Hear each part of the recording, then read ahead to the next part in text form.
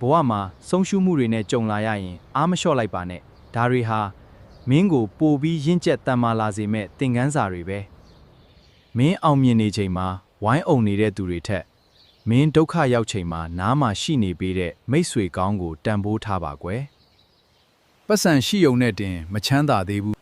စိတ်အေးချမ်းမှုနဲ့ရောင်ရဲတက်မှုရှိမှသာတကယ့်ကိုချမ်းသာတာပါလူငယ်ဘဝမှာအမားတွေလုံးမိနိုင်တယ်လဲကြတာတွေရှိနိုင်တယ်ဒါပေမဲ့အရေးကြီးတာကလဲကြတိုင်းစိတ်တက်မကြပဲပြန်ထနိုင်ဖို့ပဲလူတစ်ယောက်ရဲ့တန်ဖိုးဆိုတာဝတ်ထားတဲ့အဝတ်အစားပေါ်မှာမူတည်တာမဟုတ်ဘူး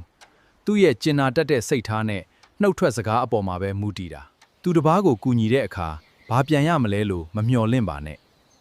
ကိုယ့်ရဲ့စိတ်ရင်းအမှန်နဲ့ပေးကမ်းတတ်တဲ့စိတ်ကသာအမြင့်မြတ်ဆုံးပါလောကကြီးကမင်းကိုဘလို့ပဲထင်ထင်အရေးမကြီးဘူးအဓိကကမင်းကိုမင်းယုံကြည်မှုရှိဖို့နဲ့မှန်ကန်တဲ့လမ်းကြောင်းပေါ်မှာဆက်လျှောက်ဖို့ပဲမိဘကိုလှုပ်ကြွေးပြုစုတဲ့သူဟာဘတော်မှဘဝမပြတ်ဘူးအဖိုးတို့ယုံကြည်တာကတော့ကျေးဇူးတည်တတ်တဲ့သူဟာဘယ်နေရာရောက်ရောက်အောင်မြင်တယ်ဆိုတာပဲ